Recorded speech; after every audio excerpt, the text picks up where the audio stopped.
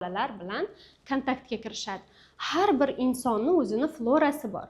Har bir insonning tarkibida o'ziga yarasha infeksiyalar bo'ladi. Kimdir shamollagan bo'lishi mumkin va bu doimiy kontakt natijasida bolalarga virusli infeksiyalar ko'p yuqayapti. Esingizga boya aytdim, nafas yo'llari qizarib, shishib turadi doimiy deb. Bunday nafas yo'llariga infeksiya tez o'tiradi. Va o'sha infeksiya shunaqa o'tirishi bilan nafas yo'llari keyin o'pka dod deydi-da. O'pka aytadi, deydi, men bu chang zarrachanga o'zi zo'rg'a chidab turdim deydi. Bu virusiga nima gap bor endi deydi. Baravariga ikkalasini ham haydashni boshlaydi va yo'tal boshlanadi. Mana nafas yo'llariga virusli infeksiya tushganini yo'tal bilan kuzatilishi bizda o'tkir bronxit, to'g'rimi? Qo'pol qilib aytadigan bo'lsak, masalan, o'tkir bronxitda 4 marta bola yo'talish kerak bo'lsa, yallig'lanib turgan, shishib turgan, qizarib turgan o'pkani hisobiga endi bola 8 marta yo'taladi.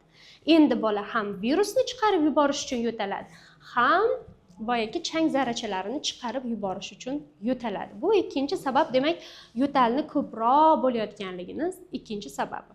Shu joyda juda og'riqli joyi bu uchinchi sabab.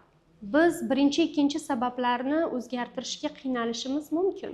Lekin aytmoqchi bo'lgan uchinchi sababim, ya'ni bolalarning noto'g'ri ovqatlanishi, bu biz ota-onalar bilib turib qilayotgan xatomiz hisoblanadi. Masalan, yangi tug'ilgan chaqaloqdan boshlaylik. Yangi tug'ilgan chaqaloq raddomda mana qabulimizga keladi. Raddomdanoq smes bilan chiqadi. Nima emish? Onasi kesirva bo'lganimish va sut kelmaganimish. Va shuni hisobiga, sut kelmaganligini hisobiga smes taklif qilishgan ekan. Smes bu majburiyatning narsasi. Smes qachonki ona bo'lmasa yoki ona bolani o'rtasida shu qadar og'ir, ya'ni ona sutini imkoniyati bo'lmagan taqdirdagina ishlatilishi mumkin bo'lgan kimyoviy aralashuvlar bilan tayyorlangan bu sun'iy ovqat hisoblanadi. Demak, biz raddomdanoq sun'iy ovqat bilan chiqyapmiz. Mayli, 6 oygacha ana majbur bo'ldik, smesda qoldi. Haqiqiy onani sutidagi immunitetni oshiruvchi oqsillardan, vitaminlardan, hamma foydali narsalardan bola mahrum bo'ldi. 6 oylikdan oshgan bolachalarni olib kelishadi. Nimalar beryapsiz?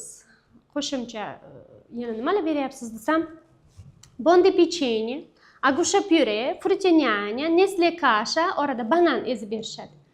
Noto'g'rimi onalar? Shunaqa-ku. Qani tabiiy birorta narsasi yo'q. Nima oladi bu narsalardan? Qayta ishlangan kimyoviy moddalardan. Bolani shunchaki qornini qappaytiryapmiz xolos. 1 yoshdan oshgan bolachi, 1 yoshdan oshgan bolalar kolbasani biladi, sosiskani biladi. Fast foodni hammasidan tatib ko'rgan. To'g'rimi? Hamma shirinliklarni biladi. Hattoki 1 yoshida katta yoniga tort qo'yib tishlatib rasmga olamiz kamiga. Endi aytishingiz mumkin, xo'p, shuncha noto'g'ri ovqat ekan, buni yo'talga nima aloqasi bor deyishingiz mumkin. Bu ozuqalar bilan boqilganidan keyin bolada defitsitlar kamayadi. Kalsiy, magniy, barcha mikroelementlar, vitaminlar yetishmovchiligi rivojlanadi. Bu esa virusli infeksiyalarni tez namoyon bo'lishiga olib keladi va vaholanki yo'tal ham shu o'rinda ko'payadi. Undan tashqari, bizda shirinliklar tarkibidagi shakar, biz meditsinada uni oq zahar deymiz, ha? Demak, shirinliklar tarkibidagi oq zahar, kolbasa va sosiskalar tarkibidagi nitritlar, chips, kireshki, fast foodlar tarkibidagi o'sha trans yog'lar, konservantlar va rang beruvchi moddalarning hammasi qonga so'riladi va qon orqali nafas yo'llariga boradi. Nafas yo'llarida u doimiy yallig'lanish chaqiradi, qizarib, shirtiradi va obstruksiyaga moyillikni oshiradi. Ko'p eshitganmiz. Bolamni laringiti borda, yarimta shokolad yesa, tomog'i bo'g'ilib qoladi. Bolamni yo'tali borda, shirinlik bittagina yesa, tamom xishillab qoladi. Demak, u bola shu darajada bo'kkan. Demak, shu darajada kimyoviy moddalarga yetib kelganki, yarimta o'sha xurmachani to'kilishiga sababchi bo'ladi.